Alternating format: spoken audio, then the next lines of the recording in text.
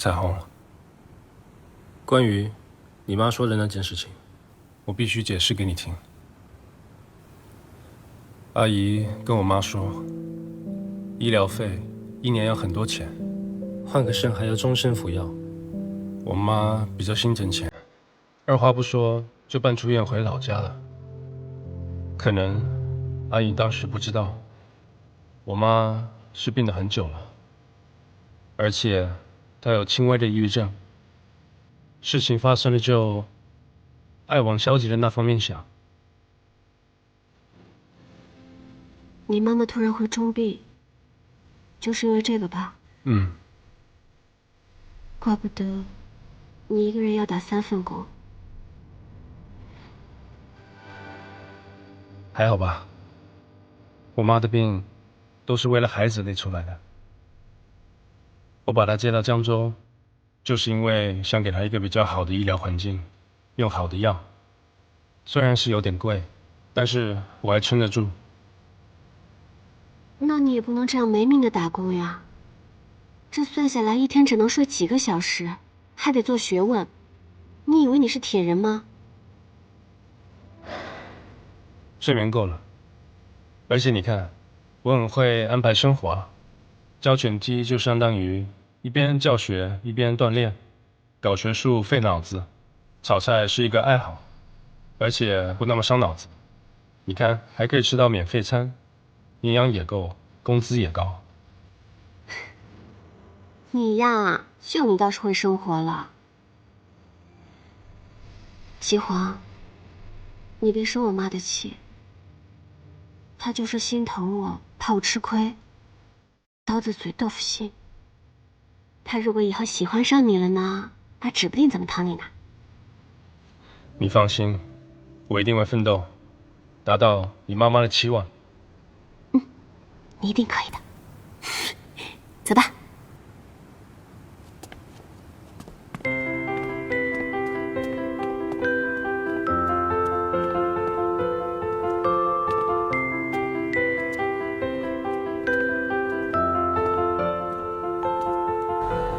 先准备一下，好的。这汤不够还有一半呢。啊。今天晚上客人多，再准备一锅吧。好，我知道了。蘑菇好像不够了。蘑菇不够？我记得昨天订了15斤蘑菇，还有15盒 cheese 和2箱洋葱，货在哪？按约定半小时前就该到了。半小时，晚餐都要开始了。冰箱只剩3盒蘑菇，还有一些番茄跟芹菜都不够。这家送货每次都这样，上次就迟到15分钟，还是在中午最忙的时候送来的，我都差点给跪下了。赶紧给师傅打个电话。我打了也没人接呀。算了，我去吧。哎，头儿，你去哪儿啊？去菜市场先买一点。哎，不用，这个不劳驾你了。小夏，哎，来了。跑个腿儿，买几样东西。哦，好。哦，用我的自行车吧，在厨房后面。好。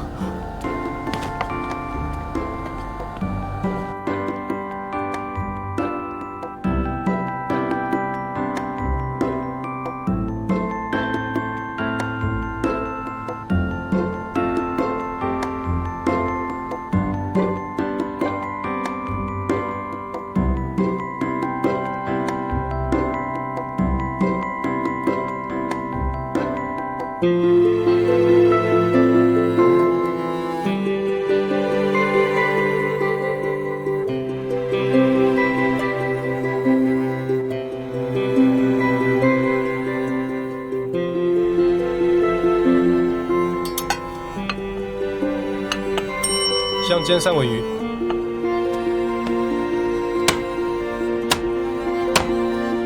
新来的。啊，夏风，负责切配。季黄，晚班主厨。啊，你好，有什么需要交代的吗？大蒜不要这么处理。啊？蒜汁是香味的主要来源，我们必须对它保持精益。像你这样处理不太对。那你觉得怎么做比较好？烤箱烤，用锡箔纸包着，400度，30分钟。OK。嗯。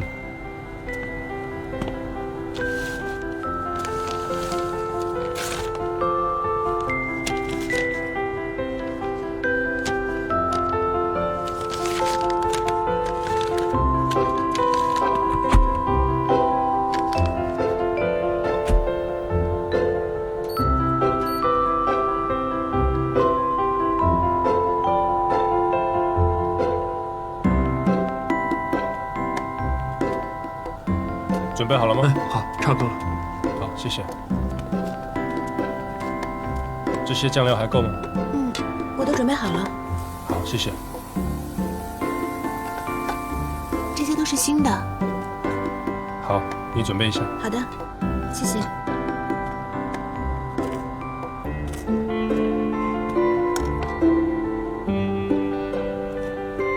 贴这个吧。谢谢啊。以后记得多带一些各种各样的创口贴，特别是防水的。厨房也有，不过不好用。好，欢迎加入。请多关照。会的。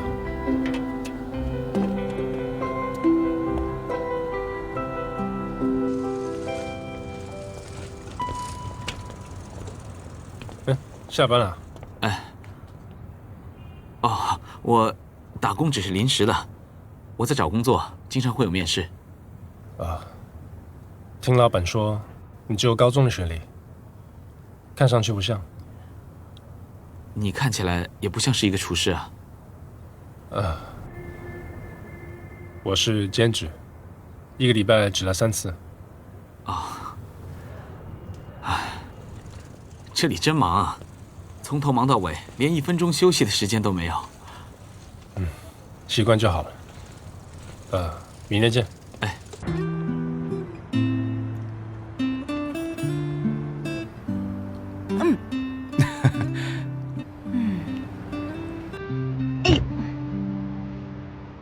你家这么穷啊？你爸不是挺有钱的吗？我妈不肯要我爸的钱，那是他们离婚了。我爸也已经和东丽妈妈复婚了。我爸一定要我这个孩子，可我妈就是不给抚养权。那不是一场拉锯战吗？是啊，我童年很混乱，我妈总是不开心的，但她对我特别好，好的我觉得他们不必要吵架。我们2个生活可以没有我爸。我们家正好相反了，我爸我妈特别恩爱，他们都是事业型，都不想要孩子。后来有了我，还显得挺多余的。我妈去世之后，我爸特别伤心，一直不肯搬家，就像一个人守在那个老房子里。我小时候经常想，等我长大，我一定要一心一意对待我的女人，坚决不像我爸那样伤我妈的心。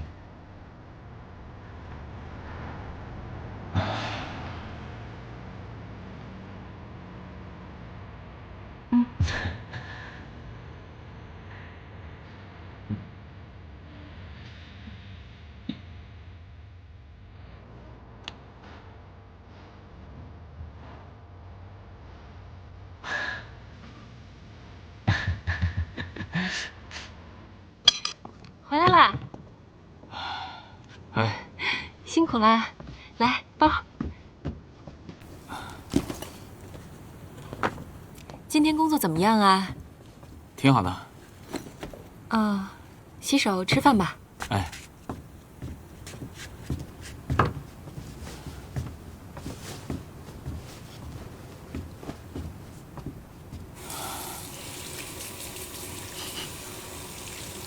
老公，你今天吃什么了？你不是最讨厌吃洋葱的吗？怎么一身洋葱味儿啊？我讨厌，但是客户喜欢嘛。哦，餐巾纸。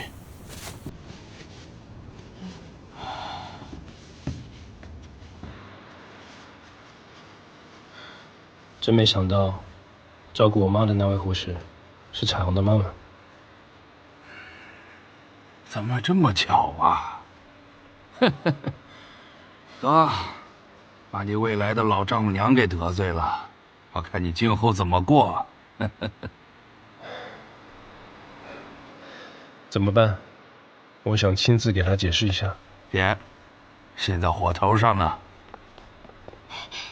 哇，季老师，你的肱二头肌练得好好哦，怎么练的？我能摸一下？简小雨，老师拜拜。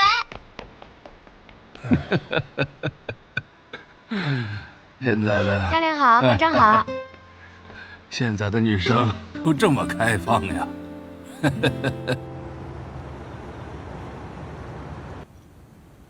我今天啊碰到沈阿姨了，就是她一直不是帮着咱们隔壁老吴带孩子吗？那孩子带得特别好，老吴老夸她。然后她跟我说她最近有空了，想问我请不请保姆，我有点动心。别，多多还小，我也放不下多多，但是多多的未来还是需要经济基础铺垫的。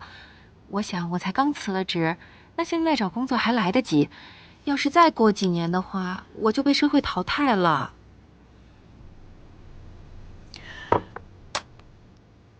那什么样的工作才是你想做的呢？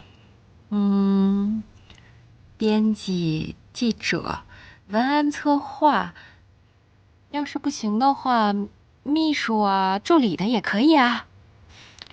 以前是不难，但这段时间出版业不景气，大量的刊物倒闭，公司裁员。市场上挤满了好多年工作经验的，像记者啊、编辑啊。我想请问你啊，你完全没有干过这行，你拿什么跟别人去竞争呢？我有你啊，那我没干过，你干过呀，你可以指导我呀，咱们协同作战。阿青，我妈死得早，我从小就没有享受过母爱。我记得她临死之前给我织过一条毛裤，我穿到脱线了我都舍不得扔掉。我不希望多多有这样的经历。我也不想让多多有这样的经历，但是老公啊，咱们家房贷这么重，开销这么大，现在就你一个人挣钱，那万一发生点什么事儿，什么事都不会发生的啊！老公，我是真的不舍得你一个人孤军作战。其实沈阿姨真的挺好的，她在这一带都出名了。我实在是不明白你在想什么。哎，如果孩子出生就是为了要交给保姆，那要母亲做什么？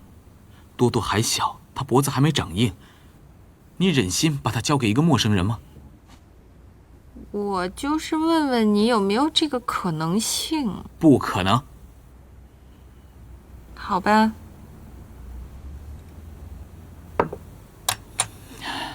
你不要担心嘛，就算最坏的情况发生了，我们还有一些存款呢。老公，说到存款，我遇到丽丽了。啊？然后我问她钱的事儿了，她就把钱还我了。还我们了？不是你催的吧？不算是吧？本来我就想，她要是能管你借钱的话，那缺口一定不止5万块。可是她居然当着我的面买了8000块钱的风衣和鞋子，连眼睛都不眨一下，价钱都不砍。所以我就问她了嘛，那是不是手头上松了，能还钱了？所以这么说还是你催的呀？本来我挺不喜欢郭丽丽的，但是没想到她在这事儿上这么爽快，所以应该除了爱出风头以外，人不坏吧？哎，老公，我爸过2天要来江州他要顺道来看看我们，这是满月酒以后他第一次来看我们，你要好好表现表现啊。哦。你在哪儿呢？我已经下出租了，马上到杂志社了。哎，在这儿。你干嘛穿成这样啊？吓我一跳，我还以为你执行什么任务呢。不想被人认出来。丽丽，那天谢谢你替我圆场。怎么，病急乱投医，把家里的钱拿去炒股了？怎么可能？我又不是机会主义者。老家的亲戚出了点事，需要钱疏通，金额有点大，我不太好意思跟韩青说。好吧，看来一时半会儿你也还不上这个钱了。年底行吗？我最近手头有点困难。哎呦，不用还了，就当是我送给你得了。哎，不，那怎么行啊？我的借条。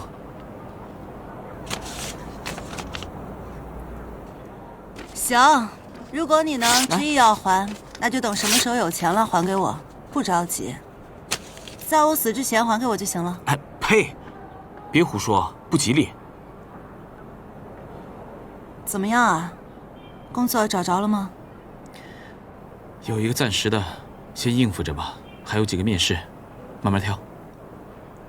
哎，对了，最近我在负责杂志的微信公众号，如果有些稿件需要你帮忙编辑一下的话，那没问题，我帮你。给你最高的稿费。不用，我不需要钱，我也不需要署名。为什么？我愿意帮你，但我恨这家杂志，我不想我的名字出现在这本杂志上。那就用笔名吧，稿费你还是拿着，不拿白不拿，又不是我的钱。你给钱我就不干这活了。哎呀，我到点了，我要开会了啊，先走了。再见啊。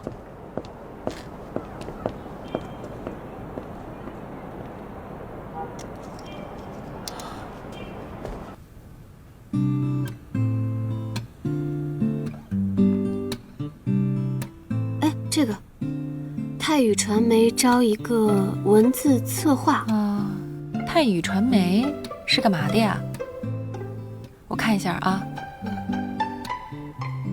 著名广告策划公司隶属于元佑集团。元佑集团那不就是东林家的公司吗？对啊。东林家的公司，他应该能说得上话吧？我帮你问问他。哎，彩虹。合不合适啊？我知道你从来没为自己的事儿求过东林，毕业留校这么大的事儿，你都是靠自己努力争取的。我跟他也不熟，会不会显得唐突啊？你不熟我熟呀，反正就问问，不行就算了呗。哎，咱俩谁跟谁啊？东林别说认识了，就算不认识，我也得想办法给你问，是不是？哎，韩青，你能不能叫我煲汤？为什么呀？你不是有一个万能妈妈吗？哎呀，那人家也有一颗想做良家妇女的心嘛。哦，是为了那个季老师，对吧？那现在学会不会太晚了？晚什么呀？我这么聪明伶俐，加上你的经验授课，肯定没问题。行吧，那从最简单的开始教起。这个红枣莲子汤一般呢是要加燕窝炖才能更好，那才是真正的抗压防癌、安神滋补。老方法是要隔水炖，不过我觉得你肯定学不会，所以啊，你就用小火慢慢炖。炖多久啊？最少3个小时起。那么久？好吧，我回去自己炖吧。哎，对了，彩虹。你有事没事啊，多让季老师往你家跑跑，多对丈母娘献点殷勤，然后啊，好好培养培养感情。知道了，都听您的，娘娘。这就对了嘛，那一来二去就熟了。大家都是陌生人的时候，那肯定要比外部条件的。变成熟人的话，外部条件就没有那么重要了。还是过来人有心得呀，血的教训呢。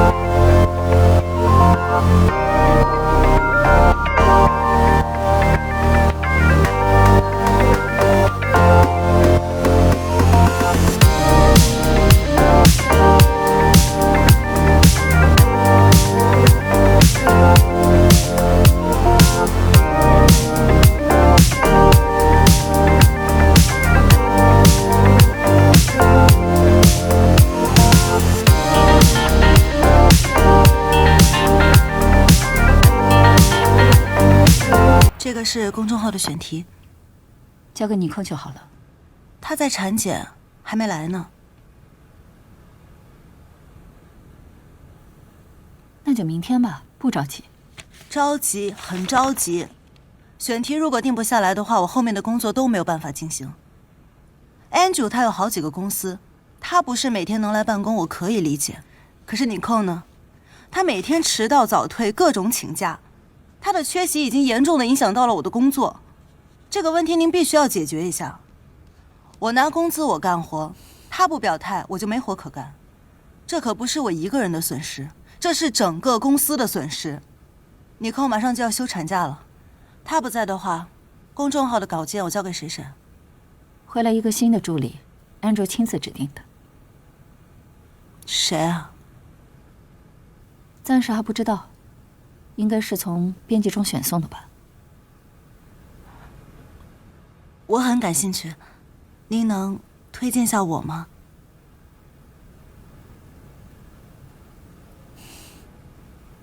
你口才那么好，可以自荐呀。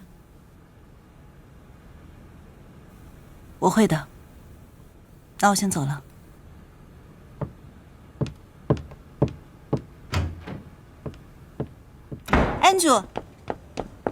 Andrew，我能跟您说2句话吗？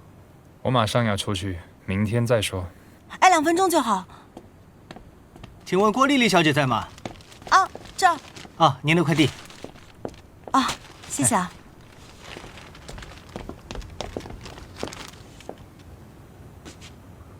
连环杀手又来送花了。这个是玫瑰，它又不是凶器。什么事？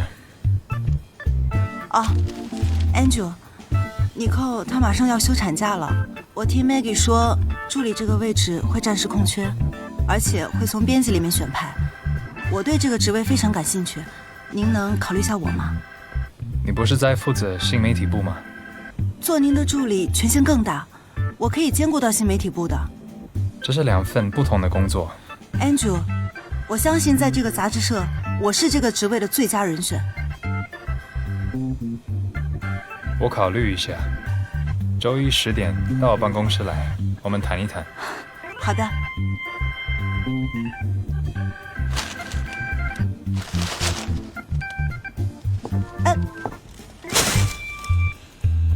别跟这种人来往，他不是好人。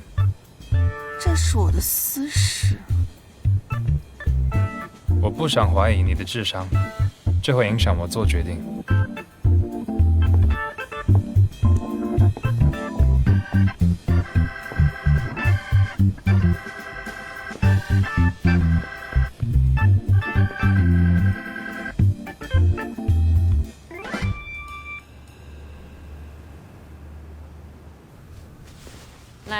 来，吃药，刘英，一会儿给他吃药啊。谢谢啊。红的2片，绿的2片。哎，田玉，田玉，一会儿把药吃了啊。哦，明珠姐，外面有人找。谁呀？说是你老朋友。老朋友。那边。哦，谢谢啊。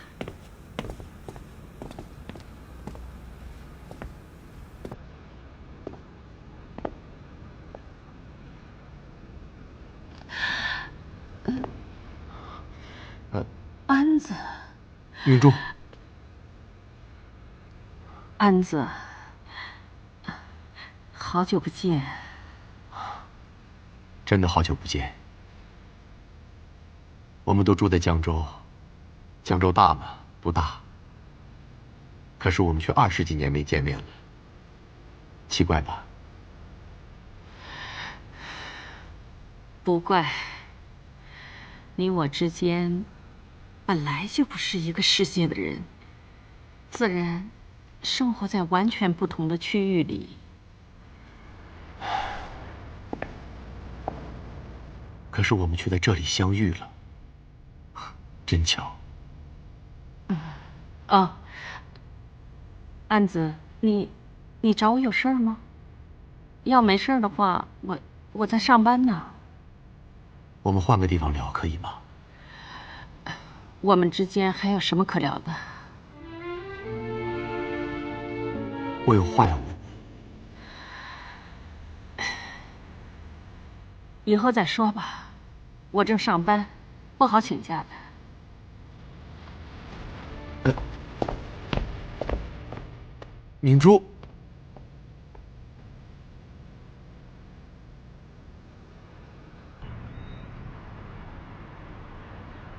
哎，邓林，什么事儿啊？我听说太宇传媒在招一个策划，夏风挺感兴趣的。韩青说让我问问你，看能不能和老板打个招呼。夏风，他工作不是干得挺好的，干嘛要换工作？哎呀，别提了，最近出版业不景气，让 Taurus 给裁了。Taurus 老板不是秦卫吗？哎，秦卫，你把夏风给裁了？裁了。哎，你有没有同情心啊？人家家里刚生完孩子。你想当好人是吗？那你给他薪水，我不介意。哎，你这……哎，好了好了，他与的张总确实不太好说话。哎，秦卫，你扣不是快生了吗？他如果休假的话，你刚好就缺个秘书，不如让韩青来好了。不要，我的秘书不是一般的职位，那扣跟了我好几年了，要找一个能代替他的人没有那么简单。可是你扣……可是什么可是？我不要。哎，现在是夏风找工作，不是韩青啊。你以为夏风能拉下脸来做这些最基础的事情？再说了，就算是夏风肯干，他还不一定看得上呢。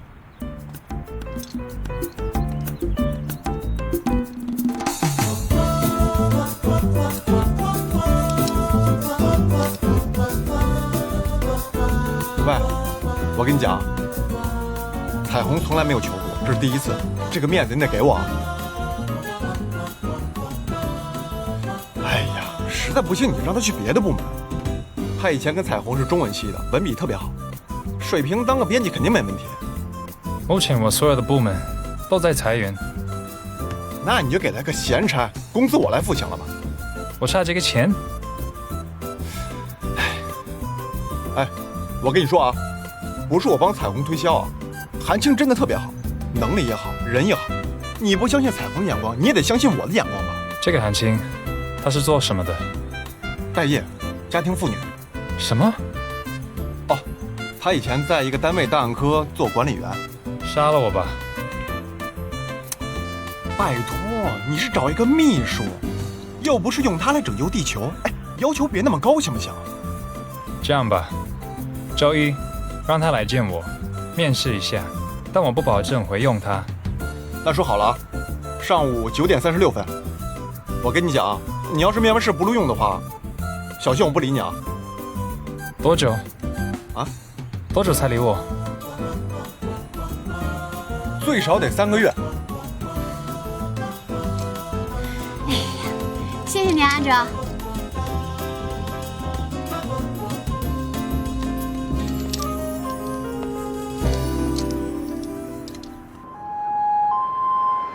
这次全院护士竞聘考核结果终于出来了。哦，护理岗位竞争激烈啊，咱们科10个岗位，15个申请人。主任，你说这话什么意思啊？这是我，没竞聘上啊。哎，主任，你这不会就此让我下岗了吧？我可是在这个医院工作20多年了，什么脏活、苦活、累活我没干过，你说？而且我李明珠工作那是一直很用心的。咱就说前几年吧，医院里头号召学什么新科技，我是报名参加了电脑班的。我比他们苦学了3个多月呢。我要是论打字什么的，比起那些年轻的护士们一点都不差。况且我还有20多年的临床工作经验呢。那要是医院利用什么竞聘啊、上岗啊之类的，把我们这些老同志都淘汰了，也太过分了吧？明珠，我理解你的处境，院里今年刚准备裁员，像你们这个年龄段的，又没有过硬学历的中年护士，免不了在此次竞聘中处于弱势。有的进入更年期，情绪化严重，工作超负荷，身体处于亚健康状态，有不少提出内退、离职或者停薪留职的申请。主任，我不能跟人家那些内退离职的人比，人家嫁得好，家庭生活有保障，对吧？就算是回了家，当了家庭主妇，人家也吃香的喝辣的，我不行啊。我们家的家庭状况您了解，我老公老早就下岗了，我女儿还没出嫁呢，我是家里头挣钱的主力，我不能下岗。再说了，就算我学历没他们高，但是我工作经验强啊，对吧？别紧张，如果你不愿意内退或离职，医院最近正在组建病原服务中心，就是接待病人投诉、安排护工、工作管理之类的工作。如果你想去，我可以推荐你。那中心待遇怎么样？绩效工资、奖金什么的？这是后勤部门，肯定不能跟战斗在前线的护士比。这有总比没有强吧？再说，你是医院的职工，医疗福利照样享受嘛。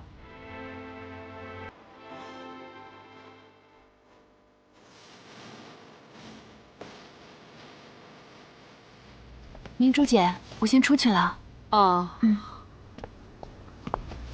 哎，过来过来啊！你听说了吗？他没竞聘上。哎呦，太可惜了。是啊，都做了这么多年了。别说。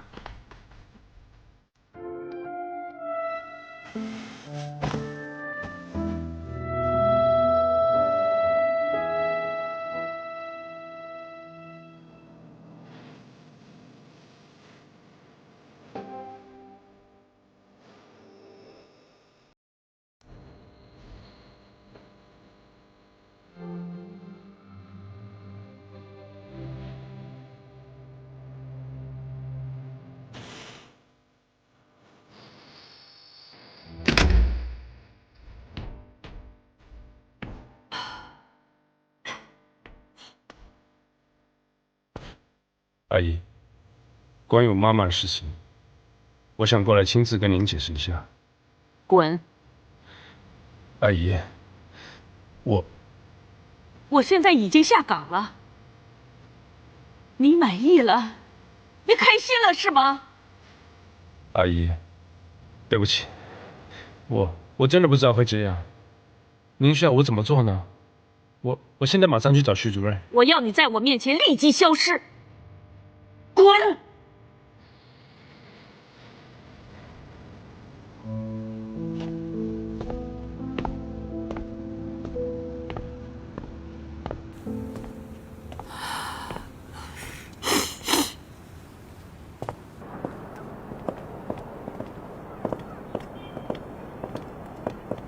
明珠姐，美佳，不是您一个人，徐主任也找我谈话了。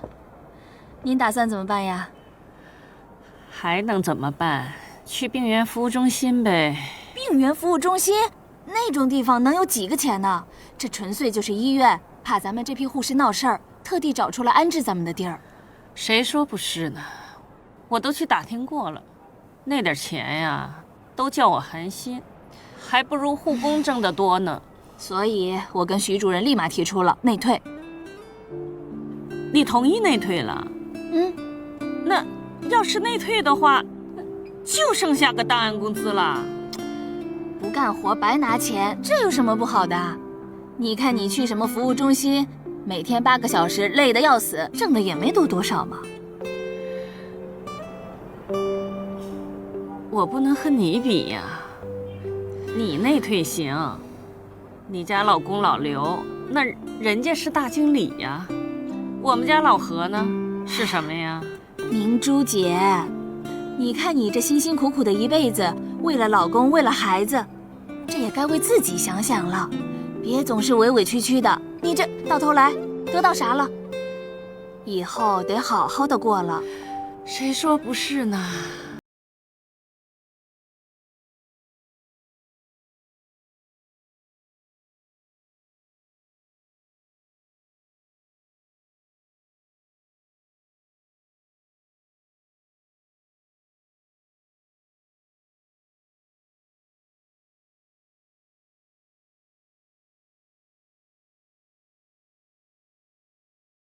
岗。彩虹这么优秀，条件又这么好，你还怕她嫁错人啊？我看呐，您这就是瞎操心。您这后半辈子呀，应该就靠着彩虹来翻身了。谁说不是呢？哎，我家那位来了，您家那位也来了。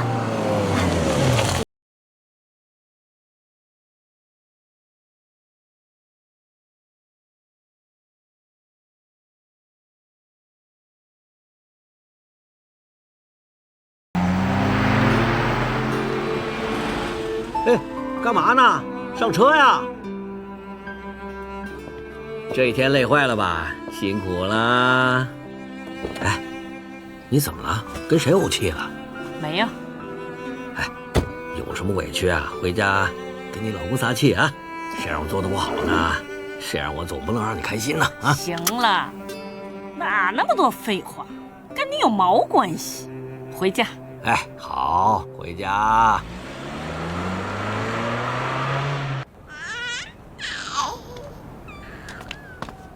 Taurus， 东林的好朋友安哲在里面当老总。那杂志不是刚把夏风给辞退了吗？现在是让你去，又不是让夏风去，有什么关系啊？你认识安哲？不认识。但是夏风都恨死那个杂志了，那我要现在去的话，立场会不会不对呀？哎呀，亲爱的，咱现在是能不能去还不知道呢，你这想的也太……反正一切都得看你当时面试的结果。不过我是觉得这是特好的机会，所以我觉得你一定得争取。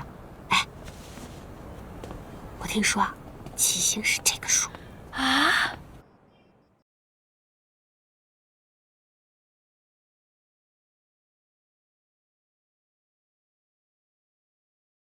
我听说啊，起薪是这个数啊，那么高。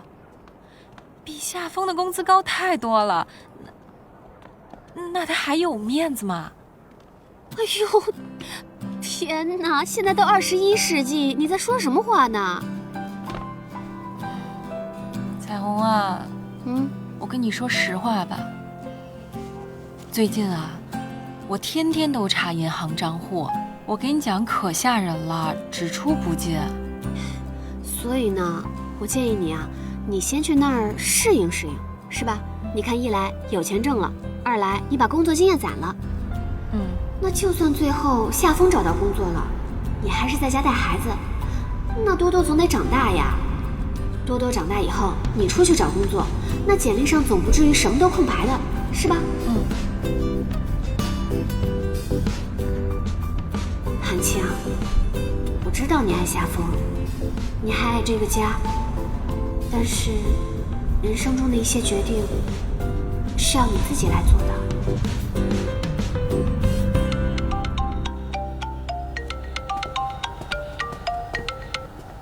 喂，老公，你在外面呢？哦，我在外面谈事情呢，今天大概要10点才能回家吧。别等我了，你自己先吃吧。哦，老公，我有个事儿想跟你商量一下。彩虹给我找了个工作，下周面试，我想去试试。哎，怎么又来了？不是早就跟你说好了吗？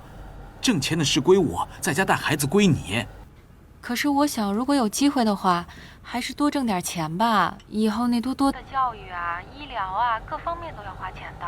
好了，这些事情你都不要管，就把孩子顾好就行了，好吗？做我最强大的后盾，可以吗？可是别去了，对老公有点信心，好吗？就这样。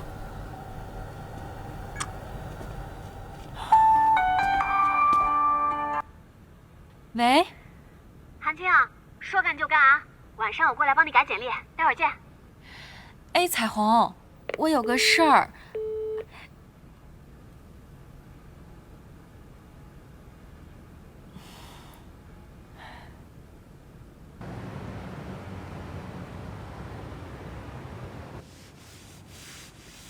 工作的事儿还是替我回了吧，夏风根本不同意。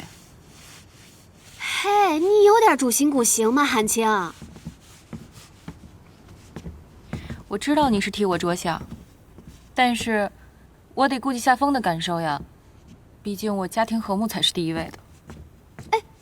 是第一位，没人说是第二位。哎呀，干嘛？那你说你出去工作不也是为了养家吗？上了班了，有工资了啊，房贷轻松了，一切步入正轨了，不好吗？好呀，说实话我也特想去，我连简历都打好了。那不就结了吗？可是你可是什么呀？你看看你现在像什么样子啊？你挺好一大学本科毕业生，天天在家里边窝着。行，你要说你就喜欢这样的生活，你愿意一辈子都这么过，我赞成，我双手赞成你。可是你又说，哎呀，我这日子太闷了，老公脸色不好看，生活吧也没意义。那我现在我就问你啊，你到底有没有梦想？你不渴望奋斗吗？不渴望成功吗？现在这里有这么好的机会摆在你面前了，既能解决眼下的困难，又给了你新的方向。哎，这要是我的话，我明儿就是。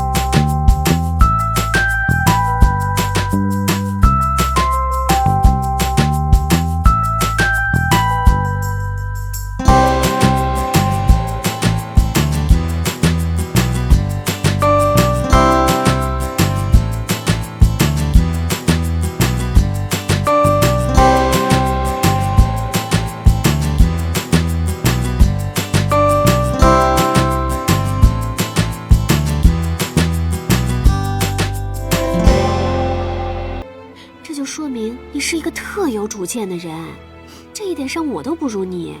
你说你多勇敢呀，是不是？认清自己，找准方向，大胆往前走。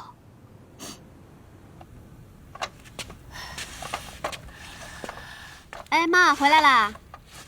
太阳打西边出来了，你怎么做起家务了呀？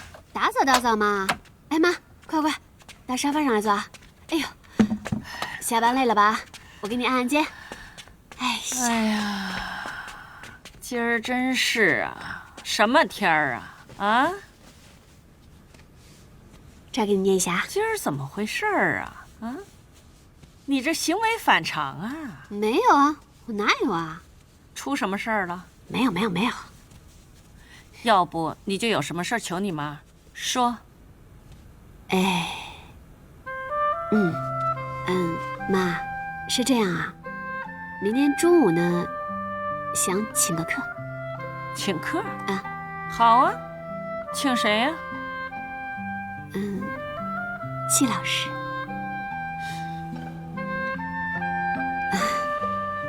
妈，你听我跟你说啊，我那天跟季老师认真的谈过了，他呢，那天只是了解一下情况，您别在意。他妈妈呀，病了挺多年了，病得挺严重的。我从来没有埋怨过他妈妈，这件事儿跟他妈妈1毛钱关系都没有。哎，你知不知道你妈妈我是干什么的？我是一名护士。我如果不爱病人的话，我能做这个工作这么多年吗？还是优秀的。但是季狂不一样啊，你知道他在我眼里是什么？什么都不是。至于我为什么不让他跟你来往，我想我已经把道理讲得很清楚了，不想再重复。妈，那个，就算您不同意我们交往是吧？但他是我的指导老师呀，还是我的上级，那指导我这么久，帮助我这么多，于情于理我也得谢谢他呀。请，要感谢你感谢，你请啊。哎妈，喝点银耳汤吧，妈。不喝。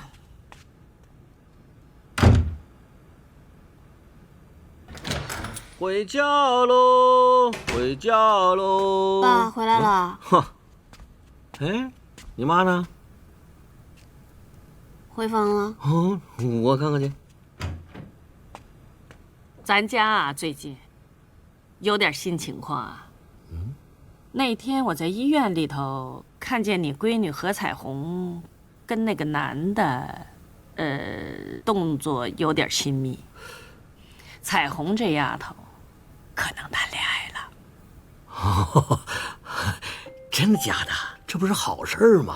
好，那男的我认识，他妈妈就在我们那儿住院呢，严重肾衰竭。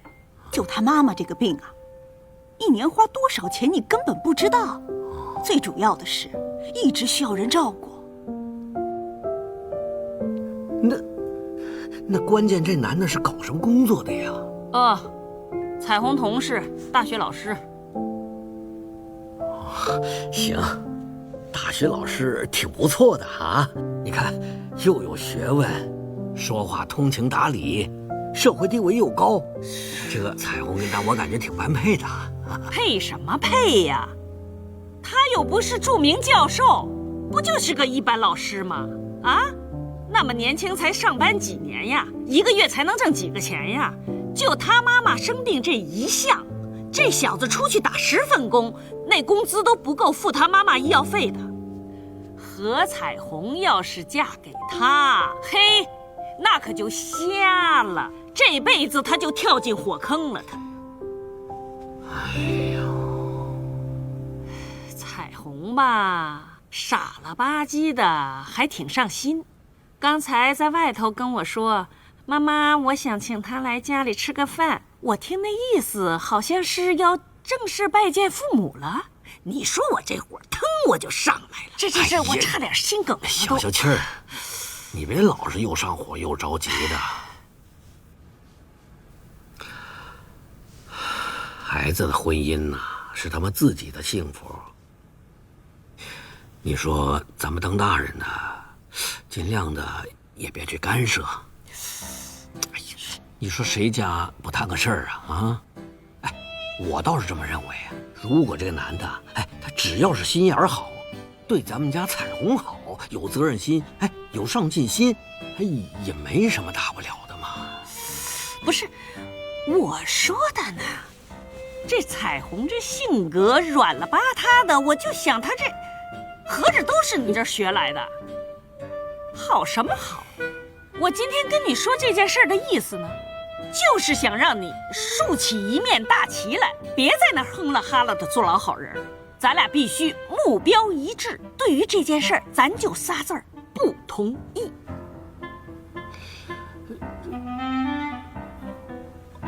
哦是什么意思啊？就是听你的嘛。听我的啊，睡觉去。唉，可是，你说咱们家彩虹总得嫁人吧？不嫁这个就是嫁那个。哼，你觉得那个在哪儿呢？那个那么大一棵树撮那儿，枝繁叶茂的，你不知道是谁呀？苏东林。哎呦喂，哎呦，您太客气了。苏东林人家是豪门，人那个家境，咱家这个这跟人这能般配吗？哎，不是，你怎么那么自卑呀你呀？咱闺女啥条件啊？要相貌长那么漂亮，要学历博士。你要论门第的话，咱也不输给她呀。李世谦的曾外孙女，那是当过翰林、出过进士的，这门第怎么了？明白了。李世谦的孙女儿，嫁给了一个没文化开车的。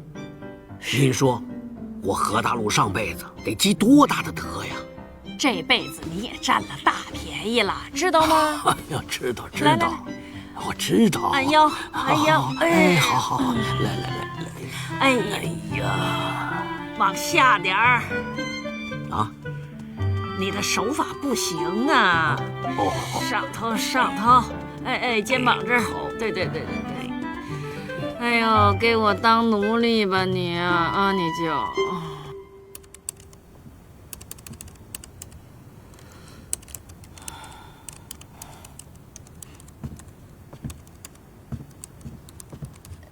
老公。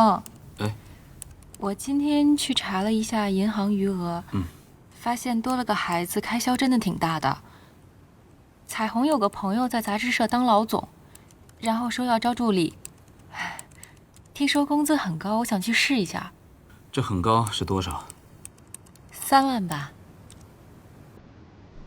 这真的假的？真的。什么杂志啊？城市前沿。哦，我知道，小杂志，地产公司内刊。做企业文化的，偏重时尚生活这一块。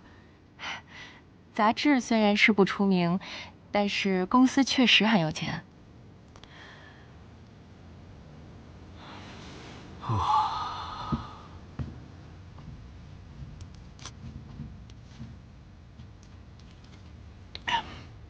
你别看只是个助理啊，这职位的技术含量特别高，要眼观六路，耳听八方，还要面面俱到。很多地方呢是1人之下，万人之上。我认识好几个总助啊，年薪都在50来万呢。我本来也不想去的，我觉得我应该照顾家，可是这个钱真的挺诱惑人的，再加上咱们现在是这种情况，所以我想听听你的意见。来，坐。这搞文字工作呢，写作能力非常重要。我就是怕你干不来啊。你让我试试吧，我以前也发表过几篇文章。那我要是天天像现在这样的话，在家里面看的不是杂志就是小说，我自己都成作家了。这看有什么用啊？要写呀。你看那郭丽丽，说她见多识广吧，但她那文笔吧，那Maggie一提到啊就摇头。我没那么差吧？我是怕你兴冲冲的去了，没干1个月就被开了，这工资没挣到不说，还伤心里吧。真的，阿青，你好久没有写作了，这行家一出手便知有没有。如果你这文章没有写好啊，肯定会被那些同事们给欺负了。竞争这么残酷啊？那可不是嘛。要不你去问问，换成我？人家只要女的。因为老总是男的是吧？不是，老总也是女的。老公，你让我去试试吧，如果能录用的话就干，要是干不了的话就回来，那多一份工资也是好的呀。不是啊，那多该怎么办呢？谁带啊？沈阿姨带。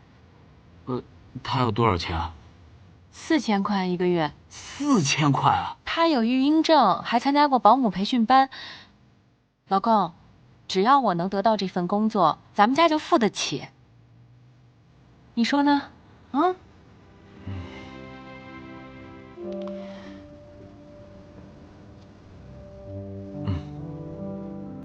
太好了，老公，你真是世界上最好的老公。好了，谢谢。哎呦喂，这哪里像是请客呀，分明是3堂会审嘛！姬华，你可得挺住这一关呀。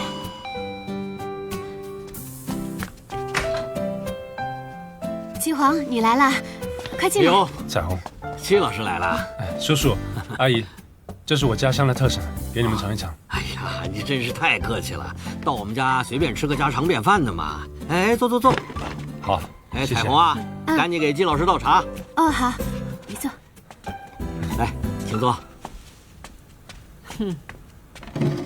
季老师，欢迎你来我家。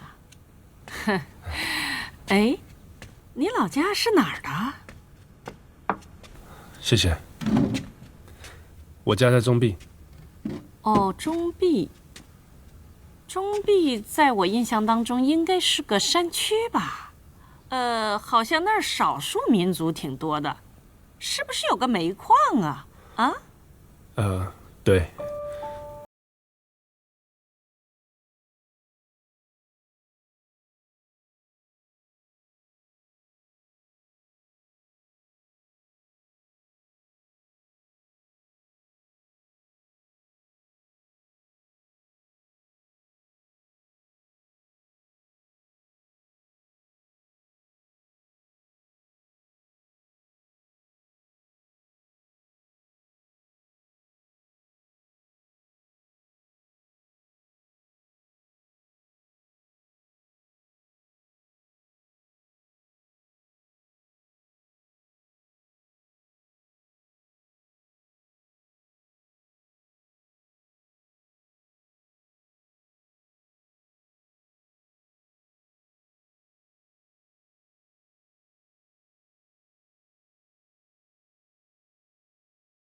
你的祖上像你的爷爷奶奶呀、外公外婆呀，也都是中壁人呢？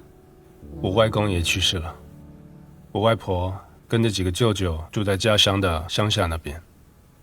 哦，都是在乡下住的。季老师，你知道我们家彩虹的曾外公是谁吧？李世谦，听说过吗？解放前啊，他可是我们江州商会的会长，也是永泰公司的总经理。我们整个江州第一批电灯泡都是他给安装上的，要不然的话，江州就会活在黑暗之中的。难怪彩虹这么聪明。哎妈，季黄也很厉害的，这次全国的社科基金，我们全校文学系就他一个人拿到了。而且，你别看他毕业也没几年，但是都出了一本专著了。是，我们家彩虹啊，每次一回来都跟我们唠叨，说季老师是他的教学指导老师，在工作上吧，对他的帮助特别大，所以我们请你来家里吃个家常便饭，也是表示感谢啊。不敢当啊，阿姨。我其实刚工作没几年，还谈不上指导。那个快去，那个包的那个。对，好。为了表达我们的谢意，我特意给你煲了莲子汤，而且里面我还放了燕窝呢。你吃吃看，尝尝。谢谢阿姨。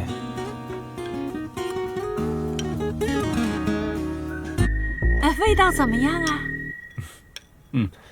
这燕窝真的挺不错。就是啊，关键是这个燕窝好，顶级的龙门白燕啊，一克就要好几百块钱呢。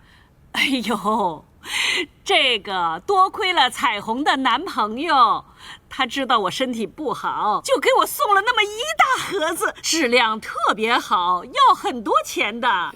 而且呀，每年都要给我送2、3盒呢，真是个好孩子。哟，季老师，忘了打听了，您谈恋爱了吗？有没有女朋友啊？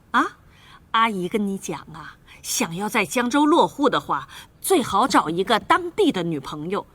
您身边要是没有合适的，那你跟阿姨说，我身边这样的女孩子可多了，医院里边呀，小区周围呀，都是好的女孩子，年轻漂亮，有才华又能干。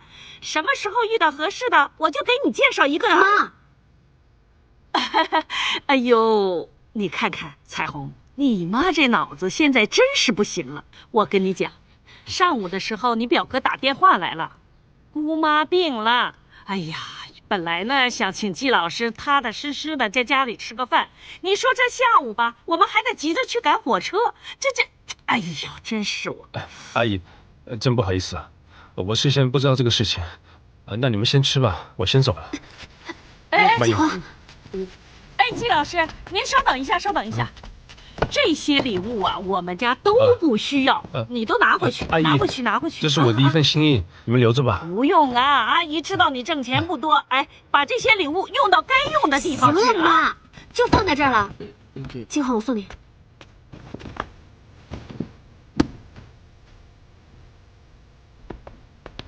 哎，这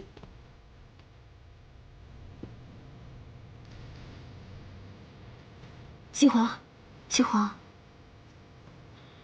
对不起啊。没事。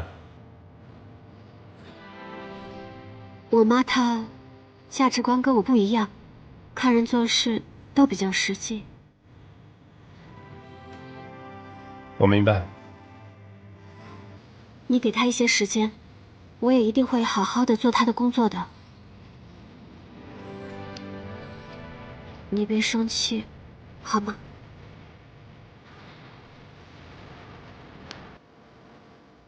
你妈也没说什么，只是问我几个问题而已，我照实回答，怎么会生气呢？你赶紧去看望你姑妈吧，我先回去了。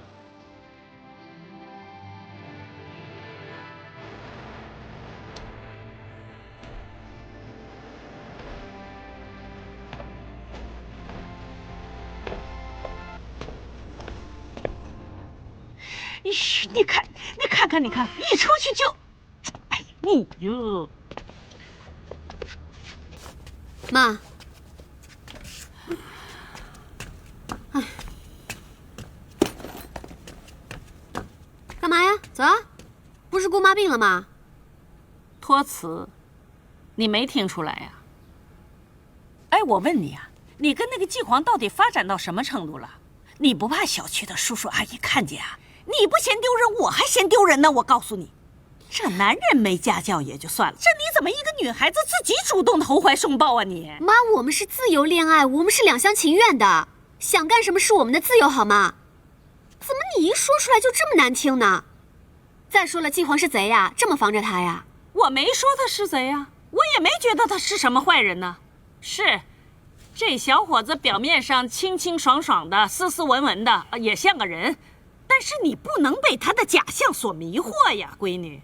哎，妈不是跟你说过了吗？这女人最重要的是什么？婚姻幸福，家庭美满，这两样是女人的法宝，你知道吗？既没有好老公，又没有好儿女，你就吃苦去吧，吃苦吃一辈子。偏见，都什么论调呀？你这都是。我怎么就偏见了？像季黄那种苦出身的小子啊！当然了，苦出身有苦出身的优势啊。这些孩子吃得了人家吃不了的苦，跟这些人比起来，就像你这种从小娇生惯养的独生子女，那就跟人家差着一大截呢。他们从小就知道什么是我要的，一口卡住了，死不肯撒手。那个夏风，就是这么弄了韩青娶回家了。一直从小吃着榨菜长大的，你给他拌点肉丝，就已经觉得阿弥陀佛幸福生活了。你假如敢跟他提出来说我要吃龙虾，完了，你这个道德开始有问题。他觉得你吃苦受累那是应该的。你要真嫁给这种穷小子，你的那点可爱就全变成可恨了，这辈子你那日子就变成可悲了。你别那个死样子看着我，你不喜欢你妈这么说是吧？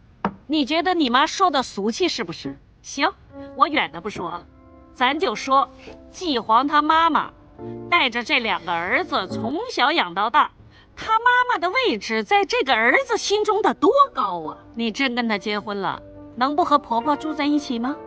到时候那么大一尊菩萨供在家里，拜你又不想拜啊，请你又请不动，移你也移不走。这季黄吧，又是个老大，下头还有个弟弟。你说作为大哥，长兄如父，弟弟的事儿他能不管吗？小到读书交学费，大到工作娶媳妇，样样都得这个大哥操心。你真跟他结婚了，这不是一大堆的家务事儿，啪，摔到你身上了吗？江州的房价地价你不是不知道啊，这房子天天蹭蹭蹭，房价看涨呢。哎，我倒不是说咱家怎么样啊，至少咱家有个房子吧。可是你们就不一样了。你说你这么好的条件，你找个什么样的找不着？干嘛非挖个坑自己往里跳啊？行了妈，您累不累啊？整天就是钱的。季皇那是清清白白的读书人，人品正，学问好，又有情趣。哼，那未来的日子就算不那么富裕，我们自己开心不就行了吗？再说了，现在大学教授的待遇也不低了。他自己一个人住在出国的熊教授公寓里，1室2厅呢。1室2厅？嗯，熊教授送他了，租的。不过租金学校也有补贴，他自己出的很少。这房子能租出来就能收回去，你不明白呀？你说我怎么养了你这么一个缺心眼子的呆子呀？琴棋书画诗酒茶过惯了，你把风花雪月真当日子过呀？你知不知道，这过日子开门7件事。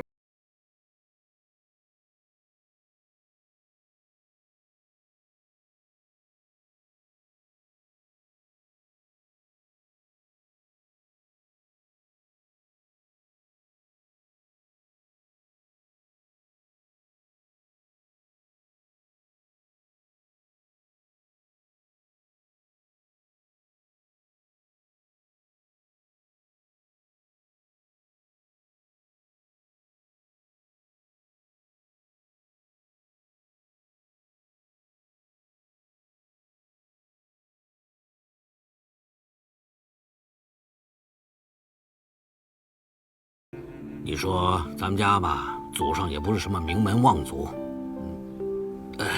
当然你娘家除外。我是说，目前咱这个家庭也不是什么大富大贵，咱也没必要对别人要求过高。我觉得这俩孩子条件都不错，也挺般配的。是，这个季皇呢，没有东林有钱，我觉得他是靠本事吃饭的，家财万贯不如一技之长。只要他老实厚道，有本事，这不会亏待我们家彩虹的。有啥本事？你看他有啥本事了啊？他不刚才说出书了吗？出书就能当饭吃啊？你吃个书我看看。别动，拿电话。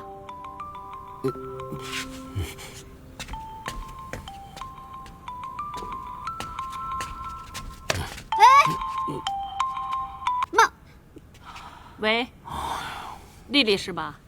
彩虹不在家，她手机放我这儿了。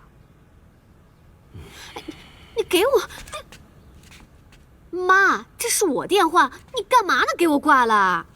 我跟你说过多少次了，让你别理郭丽丽这丫头，你怎么就是不听呢？妈，人都是会变的，这是我自己的事，你能不能让我自己处理了？变什么变呢？他这种人，你远远的瞧着啊，他穿什么衣服啊，什么发型好看呐，用什么牌子的口红啊，你都可以跟他学，但是你千万不能跟他做朋友。他给你打电话干什么？无外乎就是想打听打听，哎呦，彩虹，你最近过得怎么样啊？关心你一下。我又不是什么流量明星的，他关心我一下怎么了呀？像他这种人的关心，就是把你当做一个失败者的案例放在那儿。当他觉得自己过得好的时候，他就看着你，哎呦，这个人多么失败呀！你看看我的生活多好啊！你被他选中了，你是失败者。我是失败者？妈，我浑身上下哪一点像失败者了？我？你嫁给了季皇，那就是彻头彻尾的失败者了。我不跟你说了，真是的，这都什么事儿啊！教练再见。好，再见。馆长，拜拜。拜拜。又收到了不少申请，都是女孩子，你想不想再办个班啊？开吧。你说现在这女孩子呀，我们那个时代啊，女孩子都想嫁给拳击高手。如今这女孩子都想自己成为拳击高手，还不是为了打比赛，也不是达到什么目的。你薛奶奶年轻的时候跟我学过1年的拳击，她倒是用上了。在家里跟我吵架没吵2句，上来就是一个右勾拳。从那以后啊，我在家挨打的几率就直线上升了。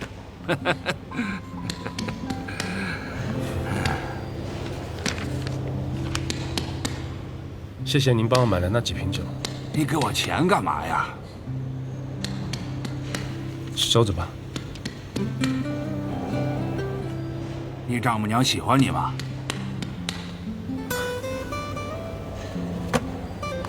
为什么呀？你这么优秀。可能是觉得我家的负担比较重，怕他的女儿跟我在一起不会有幸福。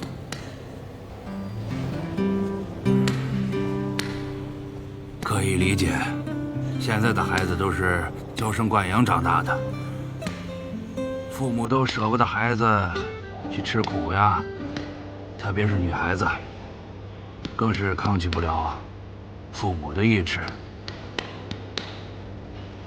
彩虹不会这样子，只是如果我条件好一点的话，他可能不用那么为难。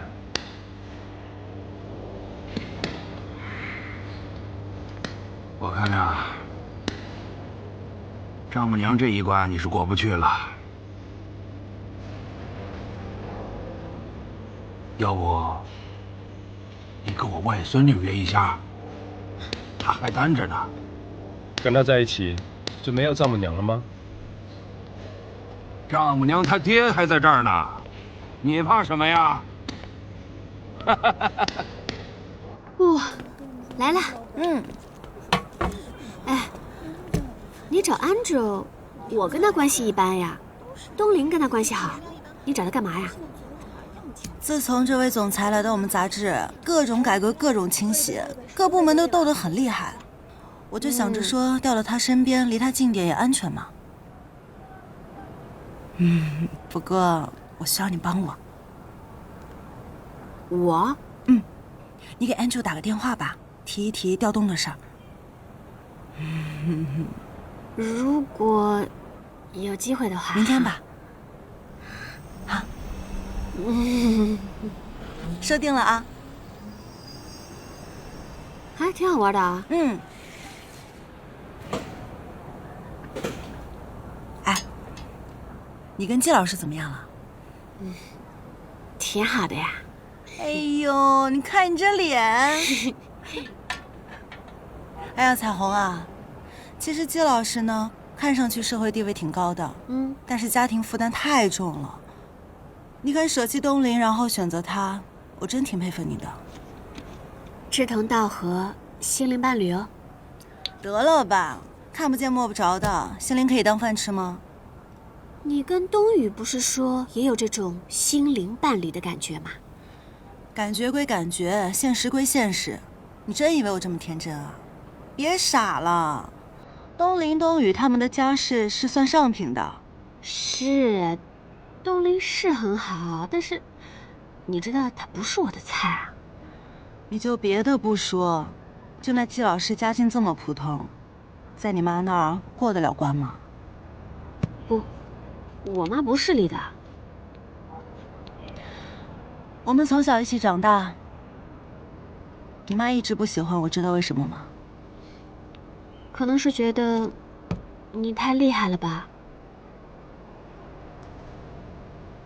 其实有件事情，我一直没跟你说，估计你妈也没提过吧。上大学的时候，我曾经怀过孕，大出血进医院，正好碰到你妈了。她不顾我百般恳求，一定要通知我妈过来做手术。其实郭家算是江州望族，重视门第清誉。我爸我妈又这么传统，我妈当时气坏了，估计是心烦意乱吧。过马路的时候没有看灯，就出了车祸。我爸一直觉得是我间接性害死了我妈，因为这个事情到现在都不肯原谅我。丽丽，其实这个事情也不能全怪你妈，她当时也吓坏了，可能觉得只有我妈可以救我吧。而且我都已经进医院了，我妈早晚会知道的。不过从那以后，你妈就一直对我有成见，总怕我会带坏你。你知道吗？有一次我去找你，你不在家，你妈警告我，让我离你远一点，把我书包都扔出去了。哎，算了，不说了，这些事情都已经过去了。其实跟你都没关系，我知道责任在我自己。我就是想给你一句忠告，你不是你妈的对手，季老师更不是，你就别跟他过招了，赶紧撤吧。是谁的呀？是谁的孩子啊？我刚帮你解决完那个韩青，怎么又来了一个郭丽丽啊？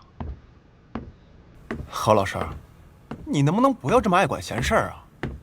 哎呀，都是朋友嘛，能帮一下就帮一下呗。好了，我知道你是个老好人。这样吧，我告诉你这件事情怎么处理。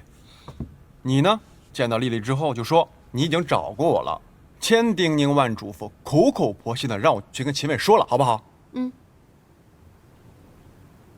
然后呢？你什么时候去找秦伟啊？没有然后，这件事情就这么解决了。那你不是敷衍了事吗？彩虹，我跟你讲啊，帮韩青那叫雪中送炭，帮丽丽这叫锦上添花。再说了，秦卫那小子又不傻，丽丽本来就在他手底下工作，如果秦卫想提拔他的话，那还用我去说呀？哎，你能不能不要整天被他支得团团转啊？说你没脑子，你还不信？再说了，八竿子打不着的关系，瞎操什么心啊？哎，你这什么叫八竿子打不着的关系啊？丽丽现在是东宇的女朋友了，是你未来的弟妹，你帮不帮啊？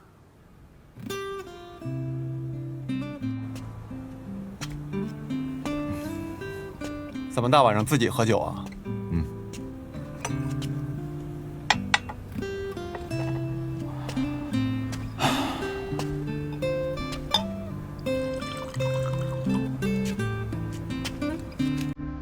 哎，听说你跟丽丽在交往啊？对啊。丽丽这个人呢，是你前女友啊？说什么呢？不是。那你跟她什么关系？哦，没什么，同学而已。嗯，要不要再加一点？不用了。